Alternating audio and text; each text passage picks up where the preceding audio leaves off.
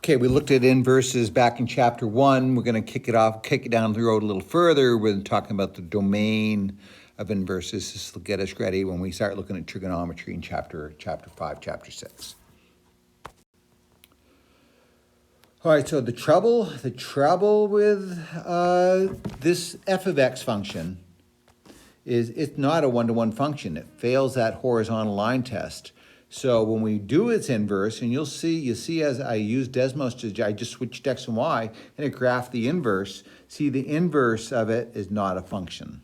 So how do we take a function that's not one-to-one and then find an inverse so the inverse is a function? So here's what the whole idea about restricting a domain. What you'll see in my open math is it'll say restrict the domain so it's non-decreasing. Okay, so what they're looking for is going to say, okay, well, let's see. Right there at the vertex, it's non-decreasing. So we're going to say, we're going to only consider this part of the graph. So we're only going to consider this graph on the domain, -1 to infinity. Now, if you think about this, so graphically what's happening, remember inverses reflected around the line y equals x. Do you see that if we reflect this, let's see, -1, 2 becomes 2, -1, 2, is it 2, 4? No, what is it? I can't even see. Is it 2, 1? Now I'm drawing a blank. Oh yeah, because of my scale. So 2, it crosses through the y-axis at 0, 3. Of course, we could have done that. So at 3, 0. So do you see how so I'm only talking about this part of this. And do you notice that this is a positive square root function? So we don't have to worry about the negative square root. Now, if they had said, find it so it's decreasing or non-increasing, they could say, then we'd be looking at this portion of it. And in that case, we'd be looking at the negative square root. So it depends on what you do, and most of the ones in my open math are the non-decreasing. I might ask in a quiz non-increasing. I don't know. I don't remember what I did with that. But that's how you determine which piece to use. So then to find this inverse, so we're going to limit the domain. We're going to do the non-decreasing because that's the typical one. And I'm going to switch x and y. So x equals y minus 1 or y plus 1 squared minus 2. And I got to solve it for y. And you've done this before. So I'm going to add 2 to both sides, and that leaves me y plus 1 squared. And then I'll take the square root. And remember, when you take the square, you get a positive negative, but we already decided we only need to deal with a positive square root. And then I'll subtract 1. So this is the square root of x plus 2 minus 1 equals y. So I see a square root function that shifted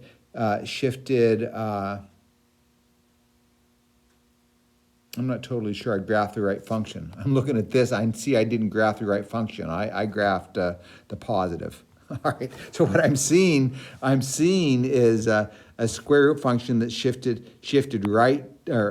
left 2 and down 1. Not the one that's in this graph. But it's the same kind of idea, right?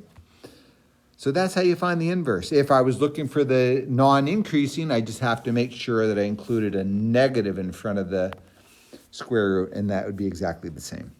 Okay, so pretty easy, not too bad. Now, if I want to find the inverse of this sometimes gives people a hard time. So I wanted to do an example for this. Again, we're going to pretend f of x is y. We'll switch x and y. So we'll have a bunch of y's. 2 y's are always a pain. So, but it's not, I mean, once you've done one, you can do these. These aren't too bad. It's a proportion, right? Isn't really, this is just a proportion. We'll write our cross products. So x times y minus 2 equals 1 times 2y plus 3. Remember, we're trying to solve for y. So I'll distribute that x through.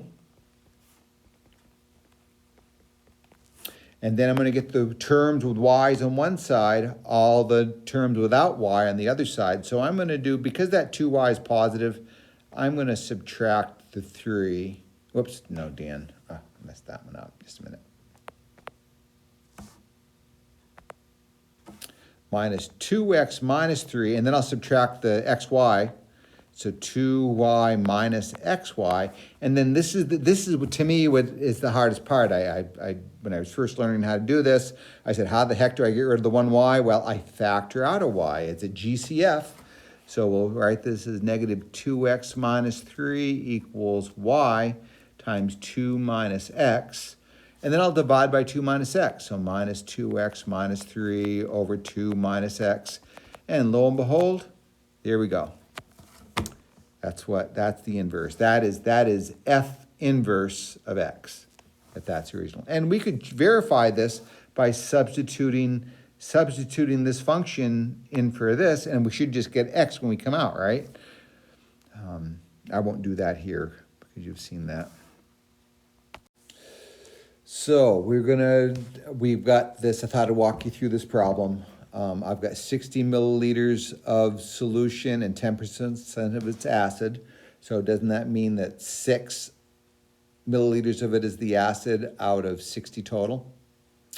And then we're going to add in X milliliters of 50% solution. So the bottom increases by X, but the top only increases by 0.5X because only half of the amount of solution. So that will give me my new concentration. And that's why they wrote this equation here. I just thought I'd walk you through that. Then the next part asks us to find the inverse. So, in itself, finding the inverse isn't too bad. Switch X and Y. Sorry, I should be writing Y here. And 60 plus Y. So now I'm going to do the cross products just like that last question. X times 60 plus Y has to equal 6 plus 0.5y, and then I'll distribute that x through, plus xy, I don't know why I didn't write 60x, and this is equal to 6 plus 0.5y. Now I want to get everything with a y on the left-hand side here. I'll fix that. Equal 0.5y minus xy. Then as before, I want to factor out a y, so I only have one of them.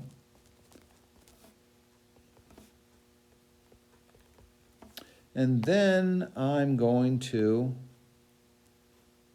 divide both sides by the 0.5x. So 60x minus 6 divided by 0.5 minus x equals y. Now, so that's the inverse, but what the heck does it mean? Well, if before y was the concentration and x was the number of milliliters, doesn't this mean that now the old x, the old domain became the new range? So the new range is the number of milliliters we need, and the old x is the concentration. So I'll use a little bit, instead of x and y, it's almost easier, I think, to use another notation. And then if we look back at the problem here, actually what I'm going to do is jump down and do the problem number 3. Well, actually, let's do them both here. Let me stop this video. I'll clean this up a little bit. Okay, so now I found the inverse. If I had 40 milliliters of the 50% solution, what's the resulting concentration? Well, this is just back here. We're looking for what's C of 40. So 6 plus 0.5 times 40 all over 60 plus 40. That decimal point was my writing. So that's half of 40 is 20, so that gives me 26 over 100. So I get a 26% solution. So by adding 40 mLs, I bring it up to a 26% solution. Then they're asking me how many milliliters do I need to add in order to get a 30% solution?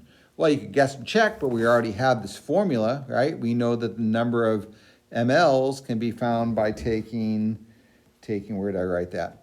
60 times the concentration of 0.3 minus 6. This is just that inverse I found a minute ago. Over 0.5 minus the concentration of 0.3. So let's see, 30 times 60 times 0.3 is 18, I think. 18 minus 6 is 12. 0.5 minus 0.3 is 0.2. 0.2 is 1/5. So 12 times 5 over 1 is going to be 60 mLs I need to add in order to bring it, to get it to a 30% solution. Okay? Now the very last question, honestly, the very last question is the more interesting one, I think, but let me clean some stuff up here. So we just got done last section, talking about rational functions. So I see, so they're asking me, so let me back up.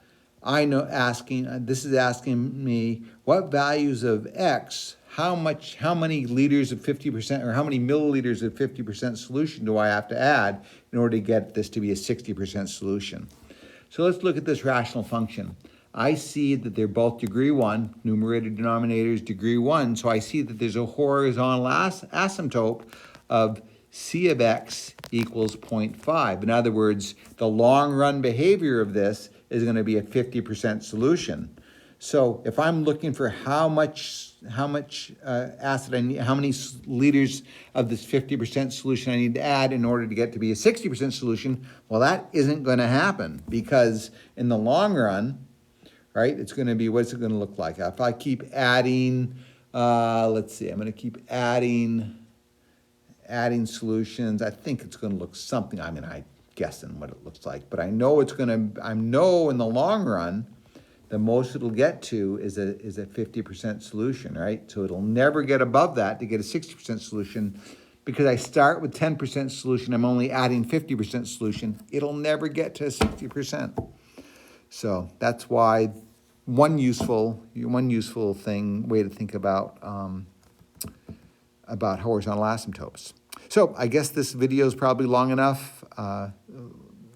Give some exercises that'll try. The tire stopping or the skid mark questions are pretty interesting in the book. I would try those, and then you get the mile per math to do. Give me a yell if you need help.